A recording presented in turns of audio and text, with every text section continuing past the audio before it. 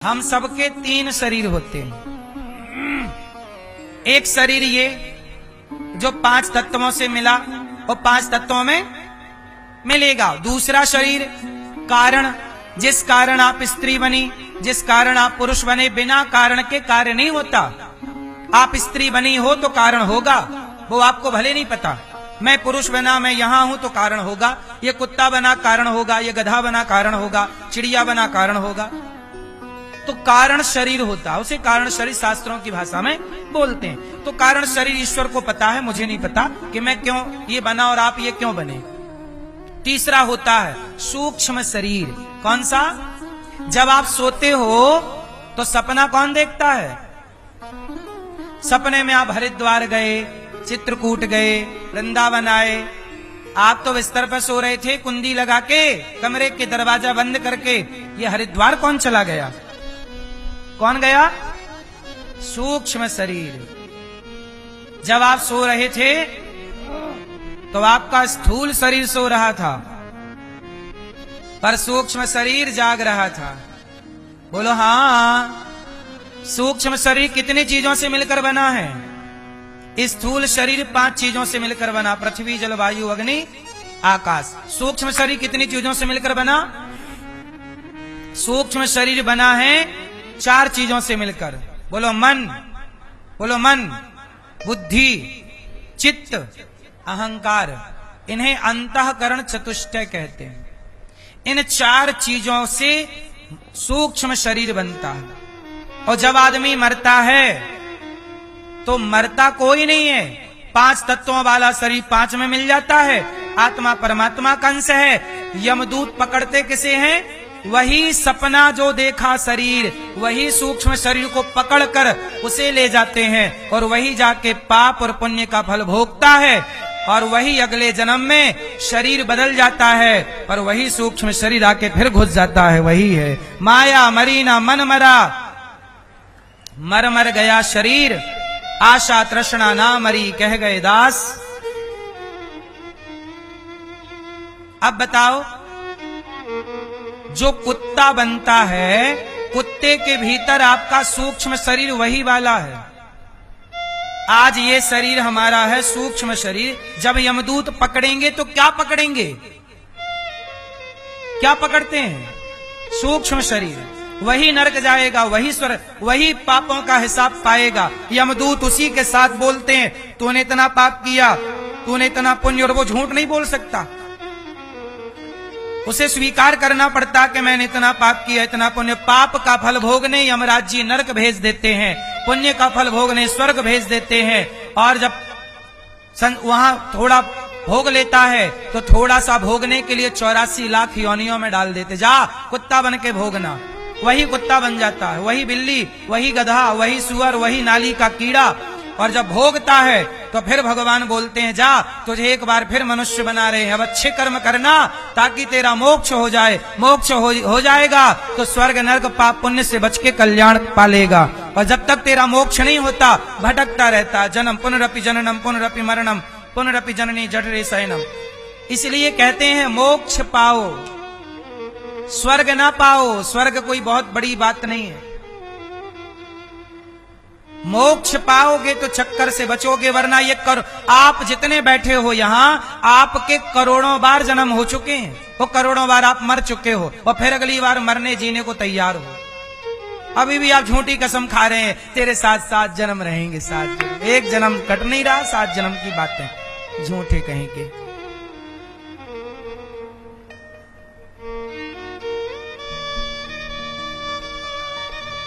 हाँ या ना? अरे मोक्ष पाओ, काहे बार बार आके तुम्हें डंडा खाना है यहां? अब बताओ मेरी मां, कौन मरा? जोर से। कौन मरा? जोर से। अब बताओ, आप लोग मरोगे? बोलो। जो आपका सूक्ष्म शरीर है वो कभी नहीं मरता, उसी का मोक्ष होता है। और वो कभी नहीं मरता, कभी नहीं मरता। वही जब वो मरता ही नहीं तो फिर आप लोग क्यों बोलते हो मर गया? आप लोग मरोगे? अब बताओ, मरोगे? जोर से। आप कभी मरोगे? जोर से, कितने लोग नहीं मरेंगे? क्योंकि आप अविनाशी हो। आप कौन हैं? अविनाशी। आपका नाश, आपका जो आत्मा है, उस आत्मा का कभी नाश, आत्मा का कभी नाश। इसलिए तो लोग कहते हैं मैं आत्मा हूं, मैं आत्मा कभी मरती है? तो बोलो आप लोग मरोगे? बोलो नहीं मरोगे। कितने लोग नहीं मरेंगे? लो भैया, हमने बोला था ना अमर बना देंगे, हो गए आप लोग अमर, अब नहीं मरोगे। हो गए ना अमर, अब नहीं मरोगे आप। क्यों आप मरोगे? हम कभी नहीं मरते। माटी कभी नहीं मरती, घड़े का आकार मरता है। घड़े का आकार मरता है। सोना कभी नहीं मरता, आभूषण का आकार मरता है। आपका सोना भट्टी पे डाल दो तो अंगूठी मर जाएगी। मर जाएगी मतलब इस आकार को मरा हुआ आप मान सकते हैं जरा देर के लिए। लेकिन ये अंगूठी सोने की है तो गोल्ड, ये गोल सर्कल आकृति तो मर जाएगी, पर सोना बोलो नहीं मरेगा। ऐसे ही अनिरुद्धाचार्य का जो ये हुलिया है, ये हुलिया नष्ट होगा, पर अनिरुद्धाचार्य ना मरेगा। इस अनिरुद्धाचार्य के हर योनि में अलग अलग नाम पड़े, इसे जो नाम दे दिया गया वो मान लिया। अच्छा एक बात बताओ, एक बात बताना, क्या कुत्ते को पता है कि उसका नाम कुत्ता है? क्यों मैया, क्या कुत्ते को पता है कि उसका नाम कुत्ता है? क्या बिल्ली को पता है कि उसका नाम बिल्ली है? क्या चूहे को पता है कि उसका नाम चूहा है? अच्छा बताओ, क्या चींटी को पता है कि उसका नाम चींटी है? जोर से। क्या गधे को पता है कि उसका नाम गधा है? क्या शेर को पता है कि उसका नाम शेर है? जोर से, जोर से। हाँ, इसका मतलब किसी को नहीं पता कि किसका नाम क्या है। जो नाम दे दिया गया वो मान लिया गया। अनिरुद्धाचार्य को नाम दे दिया अनिरुद्धाचार्य, मैंने मान लिया, जबकि मैं अनिरुद्धाचार्य नहीं हूं, मैं उस ईश्वर का अंश हूं। शेर भी उस ईश्वर का, चींटी भी उस ईश्वर का।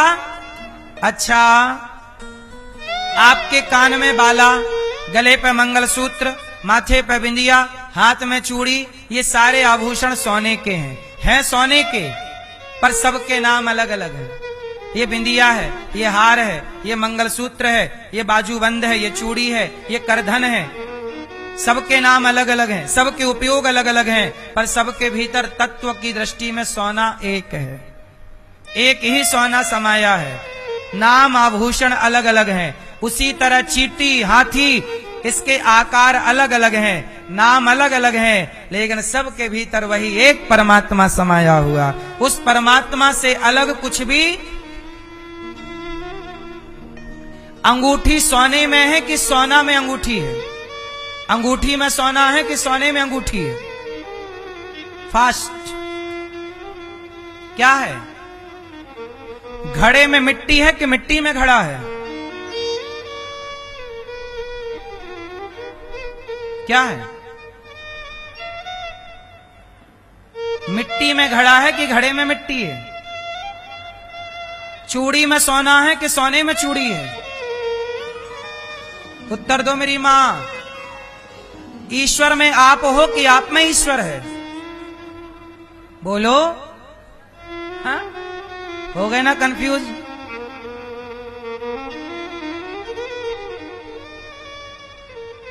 मिट्टी में घड़ा है कि घड़ा में मिट्टी है? भाई घड़े में घड़ा है कि मिट्टी है? घड़ा सत्य है कि मिट्टी सत्य है? घड़ा नाम की कोई चीज है इस धरती पे? घड़ा नाम की कोई सत्ता है? बोलो। घड़ा नाम की कोई सत्ता नहीं। घड़े की सत्ता झूठी है, सत्ता है माटी की। घड़े में घड़ा नहीं है, माटी है, पर आप व्यवहार में बोलते हो घड़ा। उसमें नीचे से ऊपर तक क्या है? यदि घड़े से माटी हटा दी जाए तो घड़े में घड़ा कहां बचा? आभूषण से सोना हटा दिया जाए तो आभूषण में सोना कहां बचा? इसलिए सत्ता आभूषण की नहीं है, सत्ता सोने की है। सत्ता घड़े की नहीं है, सत्ता मिट्टी की है। ऐसे सत्ता आपकी और हमारी नहीं, सत्ता परमात्मा की, वही भास रहा है। जैसे आभूषण नहीं है, सोना है, ऐसे संसार नहीं है, भगवान है। भगवान में ही जैसे सोने में ही आभूषण दिखता है, माटी में ही घड़ा दिखता है, ऐसे भगवान में ही ये संसार दिख रहा है। आप दिख रहे हैं, हम दिख रहे हैं, स्त्री दिख रही है, पेड़ दिख रहा है, समुद्र दिख रहा है, हाथी दिख रहा है, सब ईश्वर में ही नजर आ रहे हैं। लेकिन चूंकि लोग व्यवहार में कहते हैं भाई साहब घड़ा दे दो, वो घड़ा नहीं है, वो मिट्टी है, पर व्यवहार में घड़ा है। ऐसे व्यवहार में बोला जाता है ये संसार है, पर इसे जब गहरी सूक्ष्म दृष्टि से देखोगे तो इस संसार में तुम्हें संसार नजर ना आएगा, इस संसार में परमात्मा नजर आएगा। आओ से और सरल समझते हैं। चलो बताओ, बताओ ये क्या है? जोर से, जोर से, जोर से, जोर से। रुमाल। आपका उत्तर गलत है। फिर बताओ क्या है?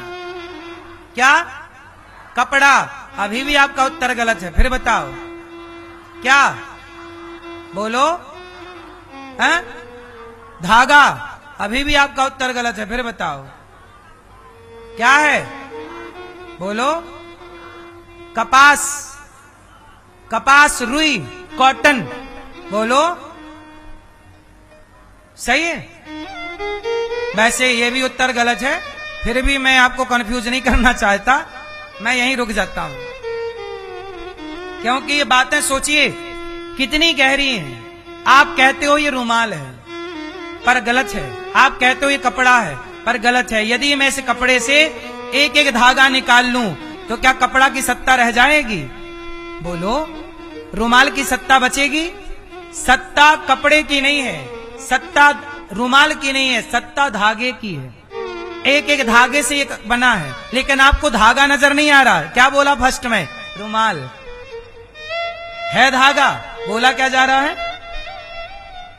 अच्छा, धागा भी किससे बना? कपास, कॉटन। तो सत्ता धागे की भी नहीं है। धागा कहां से आया? कपास से। अच्छा, कपास कहां से आया है? कपास कहां से आया? कपास आया जमीन से। जमीन में क्या बोया था? बीज। कपास का दाना होता है, बीज होता है, सत्ता उस बीज की है। बोलो हाँ। तो बीज तक आपको दिख रहा है कपड़ा, पर सत्ता कपड़े की नहीं है, वो बीज की सत्ता है। उसी प्रकार से ये संसार दिख रहा है, पर संसार के बीज मात्र भगवान है। संसार के बीज क्या है? उन्हीं से सब प्रपंच बना है। जैसे उस बीज से कपास बना, फिर कपास से धागा, धागा से कपड़ा बना, ऐसे भगवान से संसार बना। बोलो हाँ कि ना? तो सत्ता किसकी है? आपकी, हमारी, कि भगवान की? इसलिए मेरी मां, आप 5 तत्वों से बनते हैं, 5 तत्व 5 में मिल जाते हैं। आपका सूक्ष्म शरीर यमदूत पकड़ कर ले जाते हैं। मरा कौन? कोई नहीं मरता। व्यवहार में लोग कहते हैं मर गया। ये व्यवहार है, व्यवहार में बोलना पड़ता है मर गया। अच्छा, मरने को एक चीज और बोली जाती है। आप क्या क्या बोला जाता है? जब आदमी मर जाता है तो उसकी अर्थी जाती है, तो लोग बोलते हैं मिट्टी जा रही है। क्या बोलते हैं? मिट्टी जा रही है। सोचो, अभी तक अनिरुद्धाचार्य था और फिर क्या बन गया? मिट्टी। तो आप थे ही नहीं, आप पहले ही से मिट्टी थे, लेकिन अपने को बड़ा तीस मार खा समझते थे। मैं ये, मैं वो, मैं वो। प्राण जरा उड़ गए, हो गए ना माटी। काय बात का घमंड करते थे? सुनो, प्राण जाते ही क्या बन जाओगे? बोलो। मिट्टी। तो सत्ता अनिरुद्धाचार्य की नहीं है, सत्ता उस माटी की है। हम तो माटी के हैं, पर घमंड कितना भी कर लें। ऐसे आप लोग भी करते हो। जब तक प्राण है, हवा भरी है आपके अंदर, और खेल हवा का है। हवा निकल गई कि बम। जब तक हवा है तब तक एटीट्यूड है, अभिमान है, ईगो है, मैं ये वो। और जरा हवा निकली, हो गए पंचर। चलो सजाओ, चिता जलाओ, बोलो हाँ। फुटबॉल से हवा निकाल दो, किसी काम की नहीं है। ऐसे जिंदगी से हवा निकल जाए, खेल किसका है? आपके भीतर भी तो हवा काम कर रही है। हवा निकल जाएगी ना मैया, पड़ी रह जाओगी। बोलो हाँ। खेल किसका है? उसी हवा का नाम प्राण है। 5 प्राण होते हैं। बोलो हाँ कि ना मैया? प्राण होते हैं ना। प्राण क्या है? हवा ही तो है। ये सांस क्या है? यही तो प्राण है। जरा गहरी सांस लो, यही प्राण है। यही निकलती आखिरी में बम। अब नहीं आ रही है, नहीं आई,